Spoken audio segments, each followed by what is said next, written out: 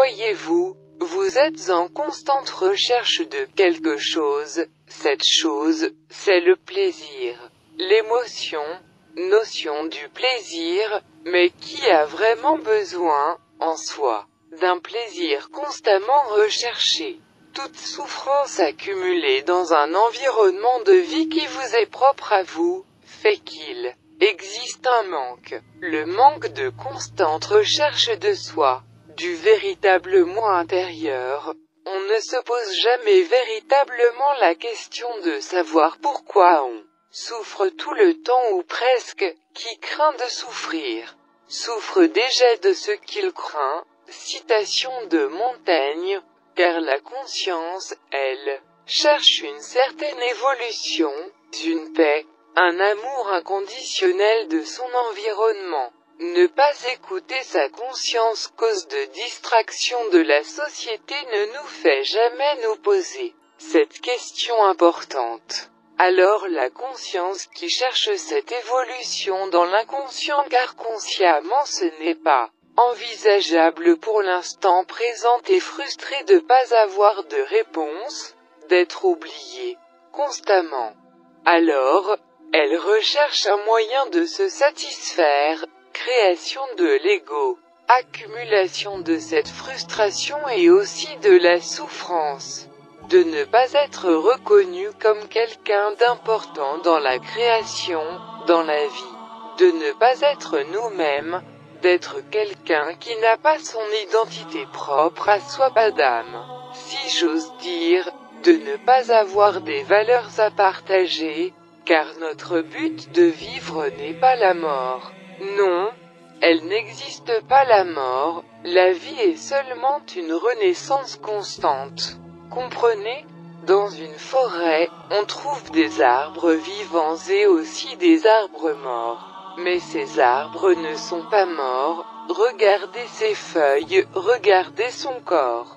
Il existe des insectes, des molécules qui transforment la forme pensée de l'arbre. En soi, la mort est une transformation de forme, il y a de la vie dans la mort. C'est quelque part une renaissance de la vie. La mort n'existe pas. C'est un mensonge bien patriarcal, religion chrétienne, musulmane et juive. Mais contrairement à nous, les arbres, fleurs, nature, le vivant, la création ne se demande pas quel est leur rôle, ils ne se cherchent pas, ils ne se questionnent pas, car leur rôle a été bien défini par lui-même, dès leur naissance mort d'avant.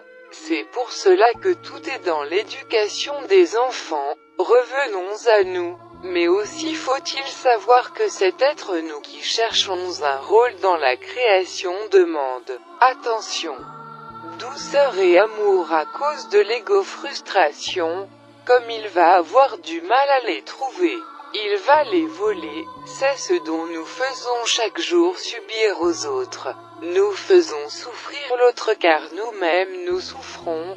Alors l'ego, qui représente toute cette souffrance, cette frustration, de ne pas avoir réussi à avoir quelque chose comme l'amour ou la compassion, etc., va rechercher encore et encore ce certain équilibre entre intérieur et extérieur. Mais si nous n'en prenons pas conscience aujourd'hui, nous allons à la catastrophe humaine. Le fait que l'ego se soit nourri durant des années a laissé aux autres générations un degré plus élevé de l'ego, qui ne cesse d'évoluer en nous, car nous ne l'arrêtons pas.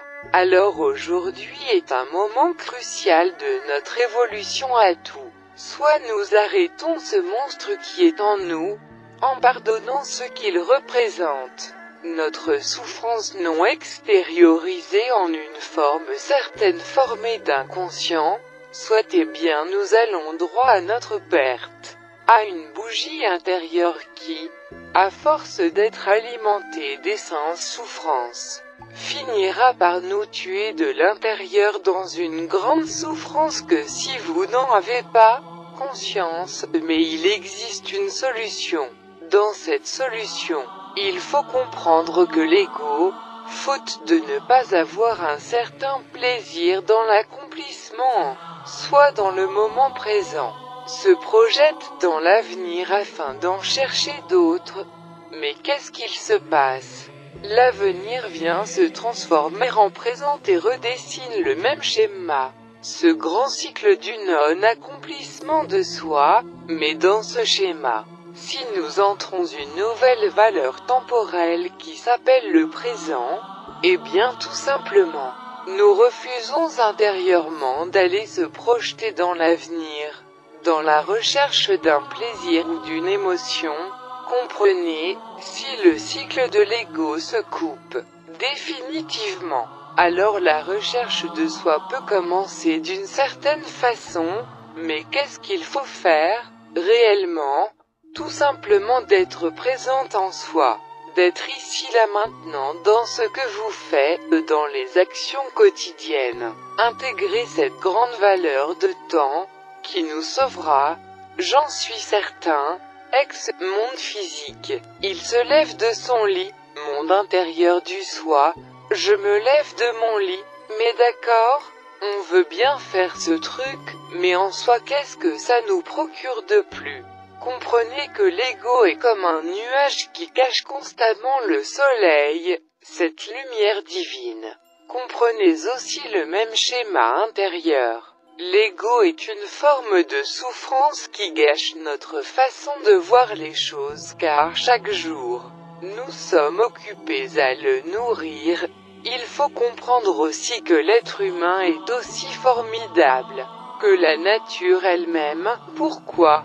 Comme tout ce qui est, il est aussi dans la création, il participe à tout cela, intérieurement.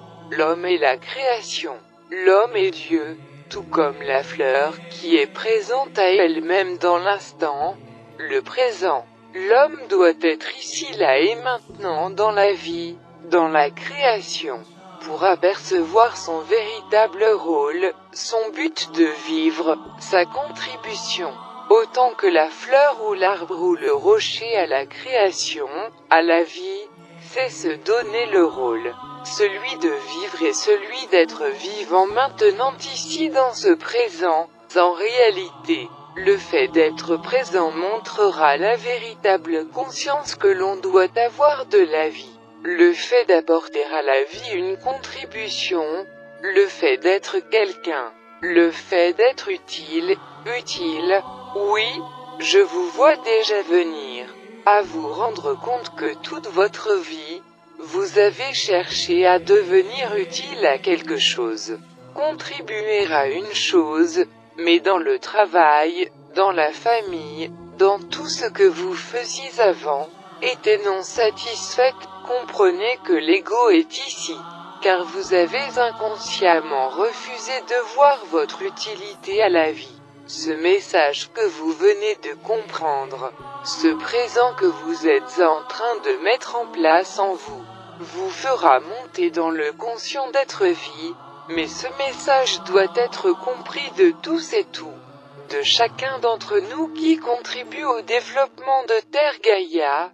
Transmettez, lancez, discutez, criez, communiquez, enseignez, fournissez, révélez, conduisez ce message à bon port. À tous êtres humains, échangeons notre monde. Il est temps, l'essence même de cet enseignement ne se trouve pas dans les mots mais en soi.